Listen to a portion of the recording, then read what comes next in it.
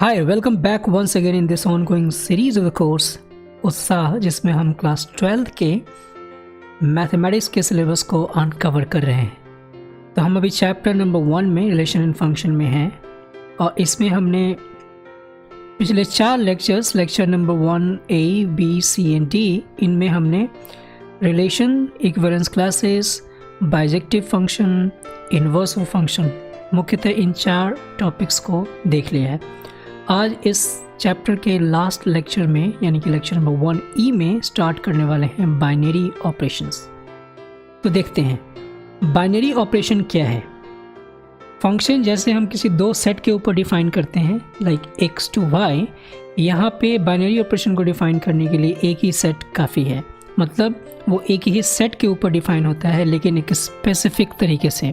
कैसे?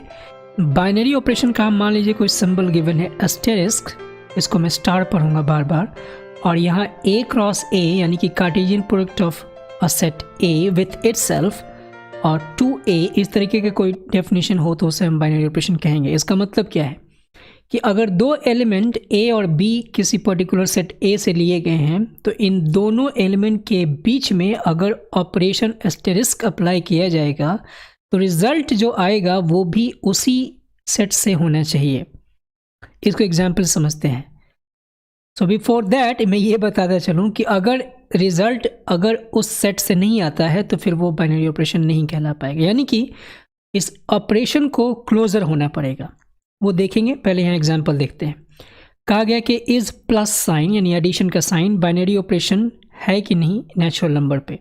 तो इसको इस तरीके से अगर डिफाइन करना पड़े तो मुझे क्या लिखना पड़ेगा, एडिशन का sign such that n cross n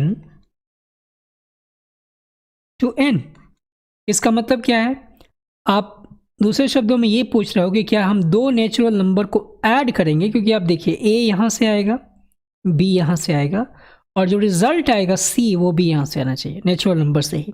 that means we are actually just finding out whether two numbers be added, two natural numbers be added to get a natural number back or not।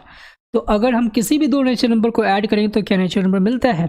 Of course, हमें कोई भी number 2 और 3 दिया हुआ है, इसको add करेंगे तो 5, वो भी एक नेचुरल नंबर है। हमारे पास ऐसी स्थिति कभी भी नहीं हो सकती है कि दो नंबर्स को यानी कि दो नेचुरल नंबर्स को ऐड करके कोई नॉन नेचुरल नंबर्स ला सकें। इस वजह से यह ऑपरेशन बाइनरी ऑपरेशन है। सब्ट्रैक्शन के केस में ये होगा कि नहीं, चेक करते हैं।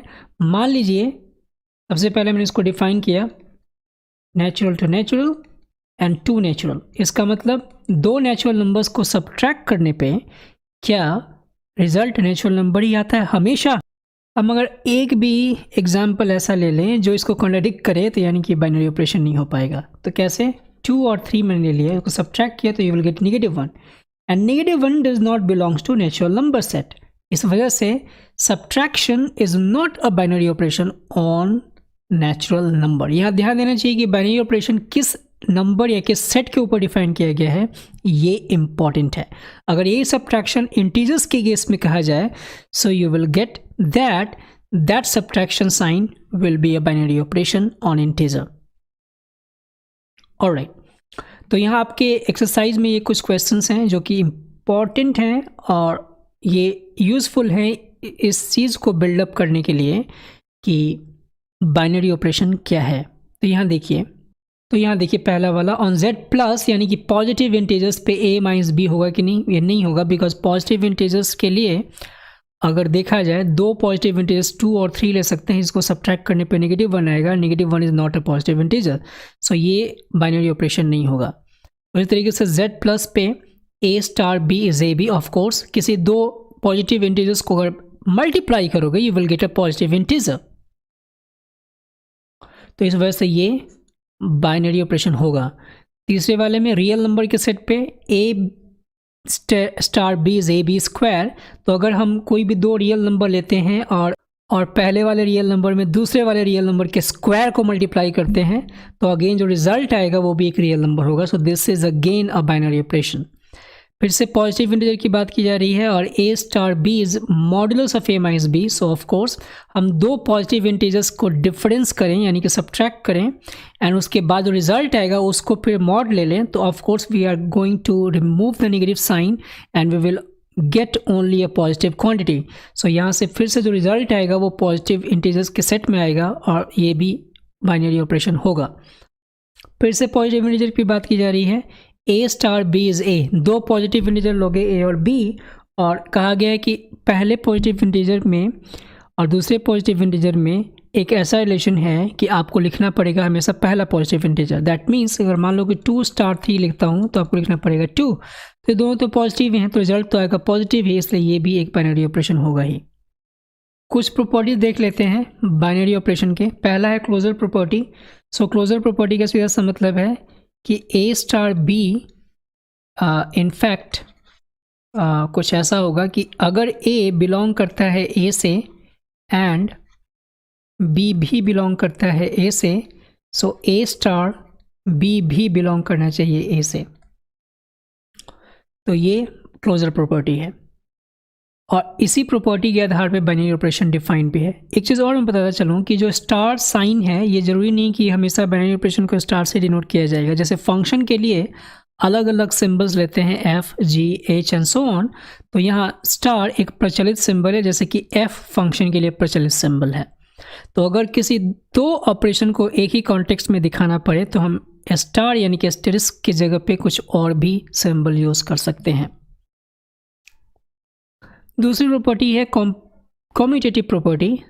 कॉम्यूटेटिव प्रॉपर्टी क्या कहती है कि a star b should be equal to b star a।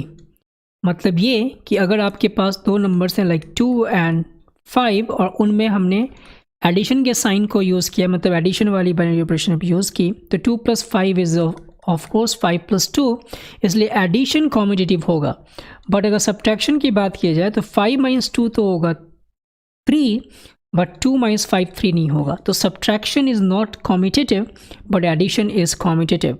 Associative property का मतलब है अगर हम लास्ट के दो नंबर्स के ऑपरेशन में पहले वाले का ऑपरेशन करें या फिर शुरू के दो नंबर्स के ऑपरेशन में तीसरे वाले को करें तो बात बराबर है।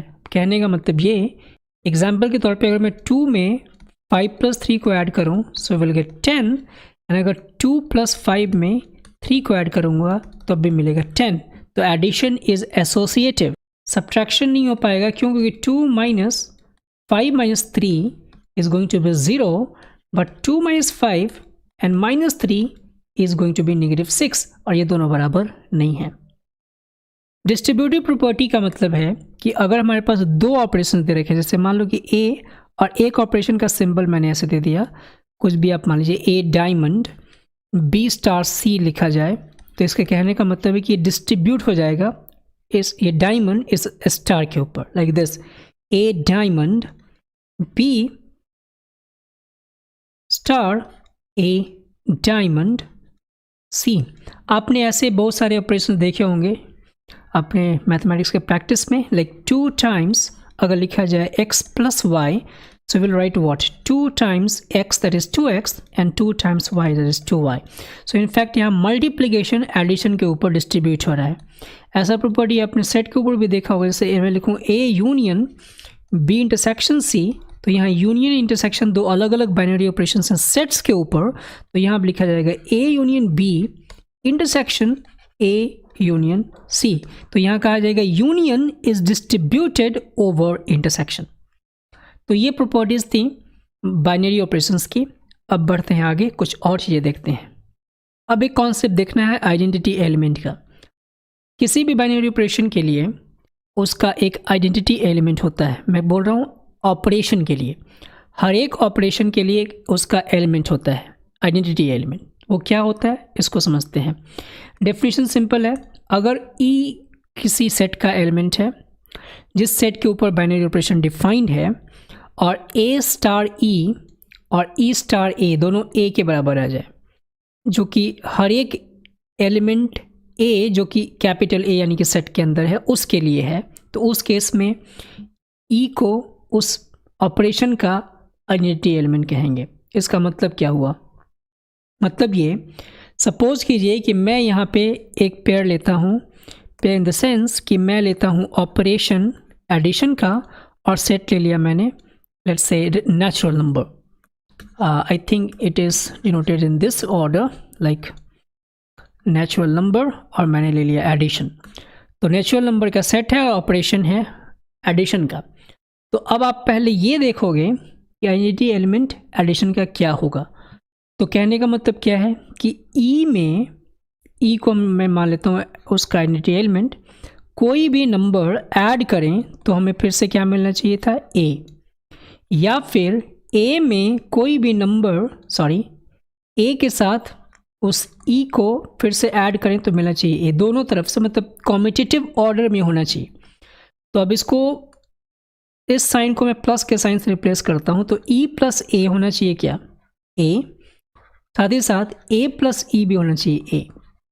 तो अगर ये दोनों तरफ से अगर आप सॉल्व करने के बाद, in fact it is and not और, अगर हम इन दोनों तरफ सॉल्व करने के बाद ई की सेम वैल्यू पाते हैं तो वही ई इस एडिशन का आइडेंटिटी एलिमेंट कहलाएगा. तो जब आप इसको सॉल्व करोगे you will get e is equal to 0 and यहाँ भी सॉल्व करोगे तो ई इज इक्वल टू 0. तो क्या कहेंगे, 0 is the identity element of operation what, operation is addition.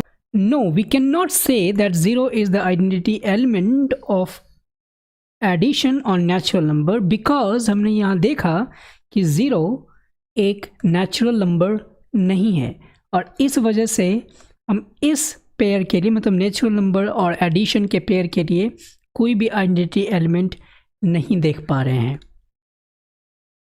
In fact अगर इस नेचुरल नंबर को मैं रियल नंबर के साथ रिप्लेस कर दूं तो ये काम बन जाएगा, बिकॉज अब जो 0 हम लेंगे ऑफ कोर्स वो एक रियल नंबर के सेट में आएगा और उस केस में 0 एडिशन का आइडेंटिटी एलिमेंट कहा जाएगा. तो यहाँ दो बातें ध्यान देनी है कि ऑपरेशन क्या है और साथ साथ किस सेट के ऊपर वो ऑपरेशन डिफाइंड है, तभी आइडेंटिटी एलिमेंट का एग्जिस्ट होना तय होगा. मल्टीप्लिकेशन के लिए आइडेंटिटी एलिमेंट क्या होगा, of course you got the idea, वो होना चाहिए 1. बिकॉज अगर हम किसी भी नंबर में अगर हम 1 ऐड मल्टीप्लाई करते हैं तो मिलता है ए. फिर से किसी नंबर ए की बात की जाए तो 1 में फिर ए मल्टीप्लाई करेंगे तो हो जाएगा फिर से ए. तो 1 इज क्या कहेंगे, मल्टीप्लिकेटिव आइडेंटिटी. और एडिशन को क्या कहेंगे, प्लस को, सॉरी 0 को क्या कहेंगे, 0 is additive identity. I hope आपने आइडेंटिटी के कॉन्सेप्ट को समझ लिया होगा. बढ़ते हैं आगे और यहाँ देखते हैं अब इनवर्स ऑफ एन एलिमेंट. फिर से इन्वर्स वाले में बहुत ज़्यादा दिक्कत नहीं होनी चाहिए. देखते हैं क्या है. ये कहा गया है कि अगर ए और बी दो एलिमेंट हैं किसी सेट के अंदर से और वो सेट जिस पे बाइनरी ऑपरेशन डिफाइंड है, जहाँ पे ए स्टार बी भी ई आ जाए एंड बी स्टार ए भी ई आ जाए और ई उसी ऑपरेशन का आइडेंटिटी एलिमेंट है, तो उस केस में बी को ए का इन्वर्स कहेंगे और नोटेशन होता है A inverse is equal to B. कहने का क्या मतलब है, अगर मैं यहाँ पे फाइंड करना चाहूँ कि एडिटिव इन्वर्स ऑफ लेटर से हम 3 फाइंड करना चाहते हैं, क्योंकि यहाँ पे ध्यान देना चाहिए इन्वर्स ऑफ एन एलिमेंट होता है, किसी ऑपरेशन का इन्वर्स नहीं होता, किसी एलिमेंट का उस ऑपरेशन के अंडर इन्वर्स निकालते हैं. तो 3 का हम इन्वर्स निकालना चाहते हैं, कौन सा, एडिटिव इन्वर्स.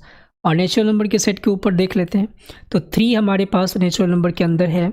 हमें क्या करना है, फिर से एक नेचुरल नंबर के अंदर के सेट में कोई ऐसा नंबर ढूंढना है जिसको 3 के साथ ऐड करने के बाद एडिशन का आइडेंटिटी एलिमेंट आना चाहिए. कहने का मतलब 3 plus I need a number b जिससे कि 0 आ जाए. अब यहाँ पे बारी बारी समझते हैं. ये b क्या है भाई, b होना चाहिए फिर से नेचुरल नंबर के अंदर के, और 0 क्या है भाई, it is an additive identity. और ये कोई एलिमेंट हमने a जनरल लिया है, तभी तो ये a और ये ऑपरेशन है star b is equal to E को फॉलो कर पाएगा. तो आप देखिए कि यहाँ से अब निकालोगे अगर इसको सॉल्व करके algebraically, so you will get b is equal to -3, जबकि -3 इस नेचुरल नंबर के अंदर नहीं होता है. तो हम क्या कहेंगे, अगर नेचुरल नंबर की बात की जाए तो उस केस में 3 का एडिटिव इन्वर्स नहीं पॉसिबल है. लेकिन यही बात अगर हम किसी रियल नंबर या इंटीजर के केस में करें तो इट इज़ पॉसिबल। अगर मैं लिखता हूँ यहाँ पे कि if 3 belongs to integer then what we get, it is 3 plus b should be 0, so b must be -3, और इस बार -3 इंटीजर के केस में अलाउड है, इसलिए हम कहेंगे -3 is additive inverse of 3। In the similar manner अगर मैं रियल नंबर के केस में मल्टीप्लिकेशन की बात करूं और यहाँ मैं पूछूं कि 5 का मल्टीप्लिकेटिव इन्वर्स क्या होगा, तो आपको थोड़ा बहुत ध्यान में आ रहा है मल्टीप्लिकेटिव इन्वर्स का मतलब क्या होना चाहिए, 5 इंटू एक नंबर b, जिससे कि मल्टीप्लिकेटिव आइडेंटिटी आ जाए, और मल्टीप्लिकेटिव आइडेंटिटी क्या होता है 1, तो b इज इक्वल टू हो जाएगा 1/5, और ये आपका आंसर आ चुका है। यहाँ मैंने पहले ही इसको डिस्कस कर दिया है, तो it is not so difficult. r plus find the inverse element of 3 if exist, so additive inverse 3 का रियल नंबर के सेट में क्या हो जाएगा, -3। It is not so difficult. बढ़ते हैं आगे। ये आपके बुक का क्वेश्चन नंबर 9 है। यहाँ पे सभी क्वेश्चंस मैं डिस्कस नहीं करूँगा, लेकिन कुछ क्वेश्चंस में से कर देता हूँ। यहाँ जैसे पूछा गया let star be a binary operation the set rational number q, और पूछा गया find which of the binary operations are commutative and which are associative. तो कॉम्यूटेटिव एंड एसोसिएटिव तो बहुत इजी है, आप इसको कर सकते हो, मुझे नहीं लगता कि आपको कोई दिक्कत आएगी। हालांकि मैं एक इसका थर्ड पार्ट बताता हूँ, अगर आपको दिक्कत तो आनी नहीं चाहिए। कॉम्यूटेटिव के लिए देखते हैं क्या होगा थर्ड पार्ट में। कॉम्यूटेटिव तो क्या होगा, a स्टार b क्या होना चाहिए, a प्लस ए बी। लेकिन अगर आप b स्टार a करोगे कॉम्यूटेटिव के लिए तो क्या हो जाएगा, देखिए यहाँ पे आप रिलेशन को मतलब बाइनरी ऑपरेशन को कैसे पढ़ोगे डेफिनेशन में। यहाँ कहा गया a स्टार b मतलब पहला प्लस पहला इंटू दूसरा, तो जब इसका ऑर्डर चेंज करोगे तो पहला वाला तो बन जाएगा b, और फिर क्या होगा b टाइम्स a। तो यहाँ भले ही A B is equal to B A है, बट a और b दोनों डिफरेंट हैं। इस वजह से हम क्या कहेंगे, दैट इम्प्लाइज कि a star b not equal to b star a and it is not commutative. I hope आपने इसको समझ लिया होगा। अगर मुझे एसोसिएटिव चेक करना पड़े इसको तो कैसे करेंगे। एसोसिएटिव के लिए हमें क्या कहना पड़ेगा, a star b star c। तो पहले इसको तय करते हैं, तो a स्टार रख देते हैं और b स्टार c ढूंढते हैं। तो b स्टार c का मतलब क्या होगा, b मतलब पहला प्लस पहला इंटू दूसरा, तो b प्लस बी सी। फिर क्या करेंगे, a star b plus b c का मतलब हुआ कि पहला प्लस पहला इंटू दूसरा, तो पहला हो गया a एंड देन पहला इंटू दूसरा का मतलब a times b plus b c. Let's simplify it, so it is a plus ab plus abc। अब अगर इसी को इस तरीके से लिखें a star b star c, तो क्या होगा, यहाँ पे पहले करेंगे क्या, मैं इसको घेर दूं, ये इधर का पार्ट है, ये हो जाएगा a प्लस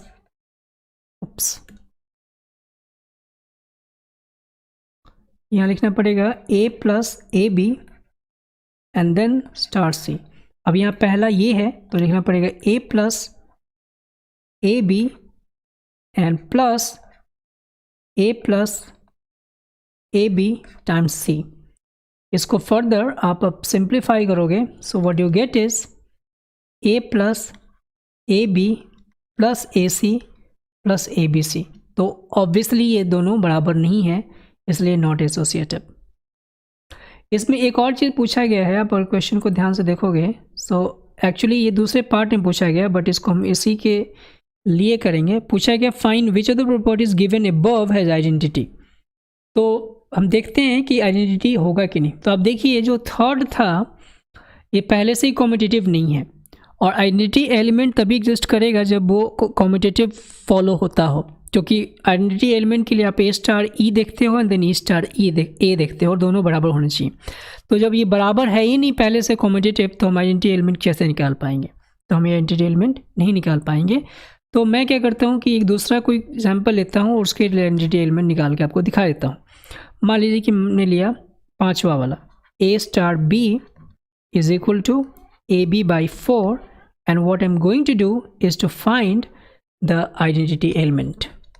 ध्यान रहे सब कुछ रैशनल नंबर के ऊपर चर्चा की जा रही है, तो हम यहाँ पहले क्या लिखेंगे, लेट ई चूँकि रैशनल नंबर के लिए है, एक ऐसा एलिमेंट है जिससे कि ए स्टार ई भी क्या आ रहा है, ए, एंड साथ ही साथ ई स्टार ए भी क्या आ रहा है, ए।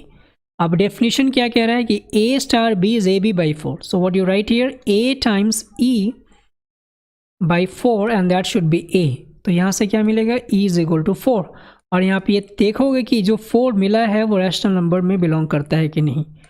दूसरे तरफ आप ई स्टार ए लिखोगे तो क्या हो जाएगा, ई ए बाई 4 शुड बी अगेन ए, और यहाँ से भी ई की वैल्यू 4 मिलेगी, और ये भी रैशनल नंबर में तो होगा ही, और दोनों तरफ सेम वैल्यू मिल रही है, therefore 4 is the identity element. Alright, तो ये था बाइनरी ऑपरेशन, और ये बहुत ही सिंपल सा टॉपिक है। Alright, so that's it for this lecture. तो हमने इस तरीके से चैप्टर नंबर 1 5 लेक्चर्स में कंप्लीट कर लिया है। अगर इन 5 लेक्चर्स में आप ये महसूस कर रहे हो कि कुछ चीज़ें मैंने छोड़ दी होंगी चैप्टर नंबर 1 से, तो आप मुझे ज़रूर बताएं कमेंट में। मैं कोशिश करूँगा कि इस उत्साह कोर्स के अलग किसी दूसरे वीडियो में उस टॉपिक या फिर उस कॉन्सेप्ट को कवर कर सकूं। सो फिर अब अगले लेक्चर में हम लोग स्टार्ट करेंगे chapter number 2, that is inverse trigo function. So till then you have to keep doing mathematics with Utsah. Thanks.